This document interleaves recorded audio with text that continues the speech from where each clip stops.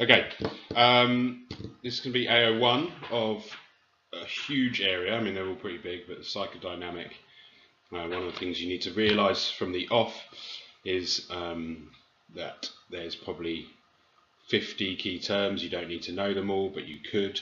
That you could go on for a very, very long time about how the psychodynamic approach explains behaviour and explains everything. But I'm going to take you through what we view as the kind of basics for you to be able to answer, 6 to 10 marks AO1 and understand it. Okay, things that you have, you don't need to write this down, but it's starting to get some key terms: the unconscious and the structure of personality, and the psychosexual stages we're going to learn about today as well. All AO1. Okay, the role of the unconscious. Freud suggested that part of our mind that we know about, that the part of our mind that we know about and aware of, the conscious mind, hopefully you understand the idea of conscious, is merely the tip of the iceberg. Now you can go away and you can search this, you can think about an iceberg. The idea behind an iceberg is what you see on the surface as a sailor on a boat, whatever, is a tiny, tiny amount, and then underneath is 80–90% of the actual iceberg is under the water, and this is how Freud explains the kind of our personality and who we are and our mind and everything. That this little peak is our conscious, and underneath is the unconscious, the pre-conscious, all of these other things. Okay, so most of our mind is made up of the unconscious underneath the surface that we are not consciously aware of. It can have a significant influence on our behaviour. Freud believed that threatening, disturbing memories have been repressed or locked away in our conscious brain. So for this, you need to realise that we're talking a lot about childhood here. A lot of what Freud says comes about is in childhood. So if we have a threatening or disturbing memory, we repress it, and you may have heard the term repressed before. It's kind of hidden away, locked away. And that's one of what we call an ego defense, which you may hear some other ones as well. So they get locked deep away in our under part of our brain, but Freud would say that it's still affecting our conscious. It's obviously still part of us, so it's having some effect.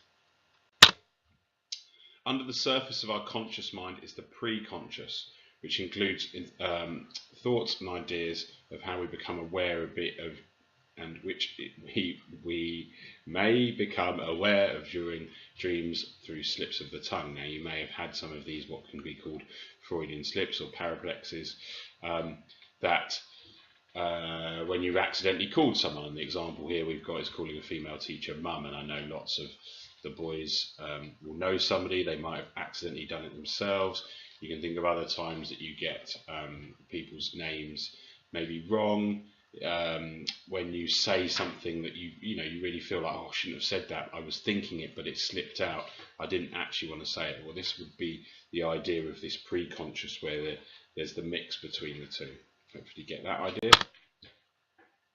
Okay, so here's the main part of the structure of personality for the psychodynamic approach. Now you may have heard of the id, ego, superego. You've probably heard of the term ego before.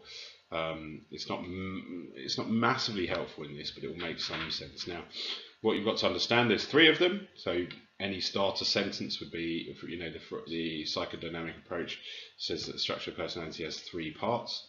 Okay, and it's kind of the balance between them. You have the id on one side, you have the superego on the other, and they can sometimes be viewed as kind of complete opposites.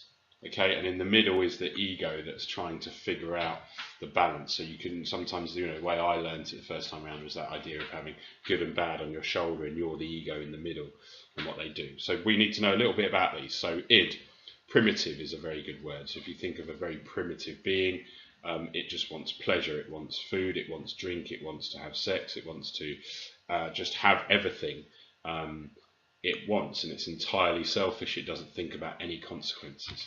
Okay, and that's very childlike. Any of you who've got younger brothers, sisters, or nephews, whatever, and you see them, they are, I want that, I'm going to take that. And the parents, people around them, have to try and build up their kind of moral compass. Well, you can't just take that, Freddie, or whoever it is.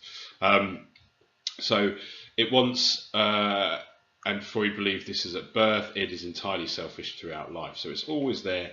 You know, some people say that when you, well, it's not some people, it's actually what happens if you drink a lot of alcohol, you're actually numbing your cortex. The outside part of your brain is actually starting to kind of be of less use to you, and you actually become more id-like. So you may have seen people be a bit more primitive when they're drunk, and that's why they've gone back to their kind of basic principles, very selfish. Okay, so if I just drop down to superego, you can write them in the order if you want, but it's easier to explain the superego. Superego is the opposite. It's our moral compass. It's formed in the phallic stage, and write that down. You'll understand what that means in a minute. There's different stages we go through at different points in our life. And in the phallic stage is our internalized sense of right and wrong. So we all have a different moral compass. Okay, the other people watching this, people in your class, will think right and wrong about certain things. You have different political views, different views on meat and eating, different views on, you know, everything.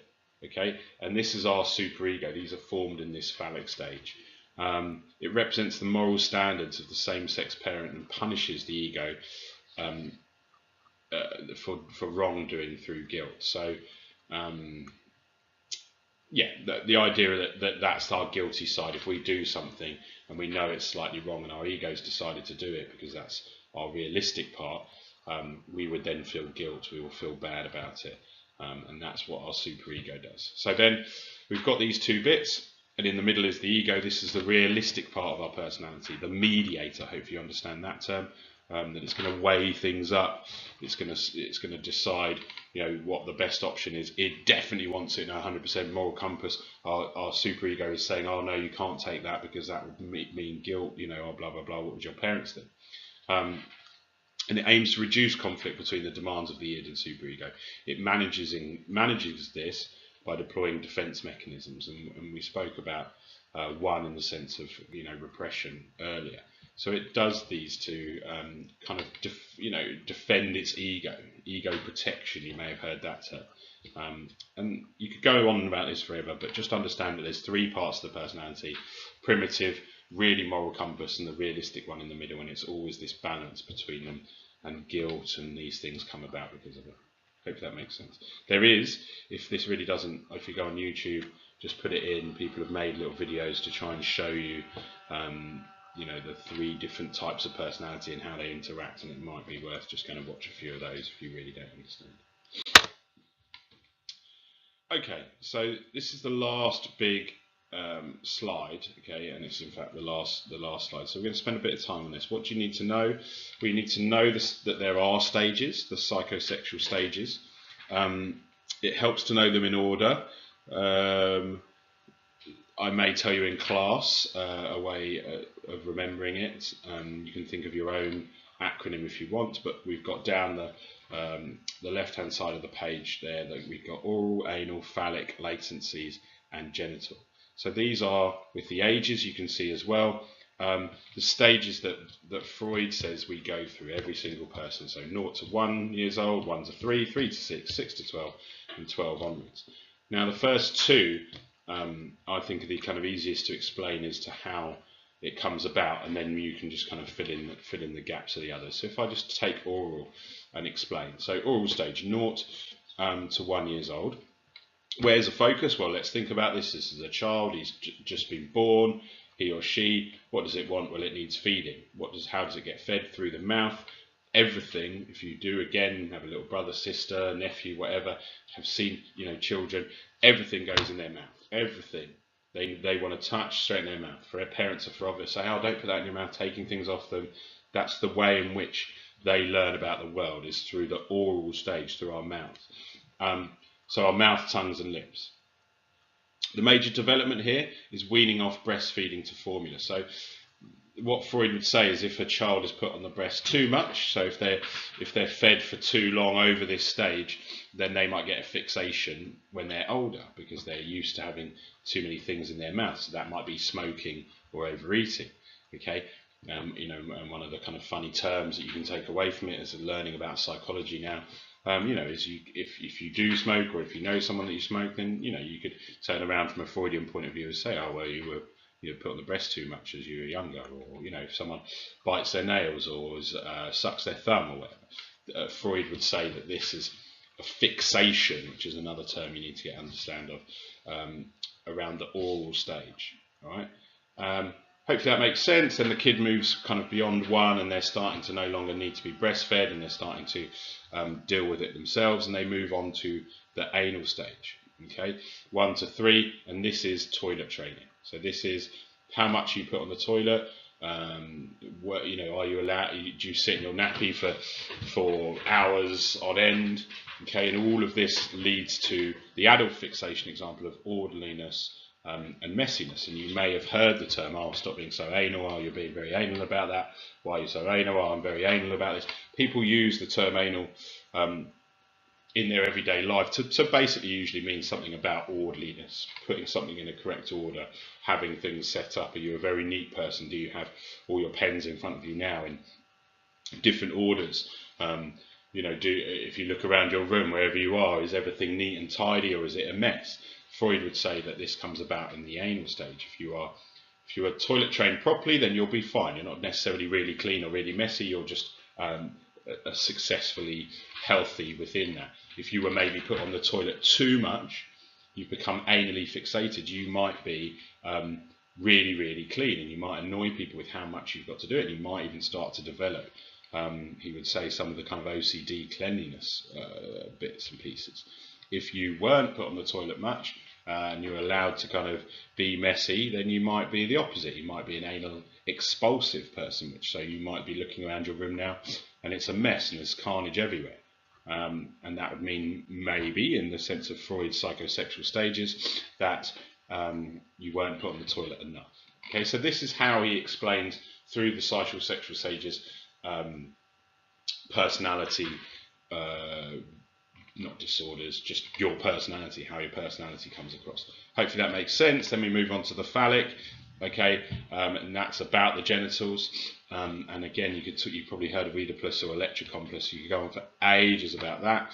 But this is the idea that a child between 3 and 6 finds out about their genitals and how they overcome that, and how it's explained to them will hopefully lead to them being a successful person.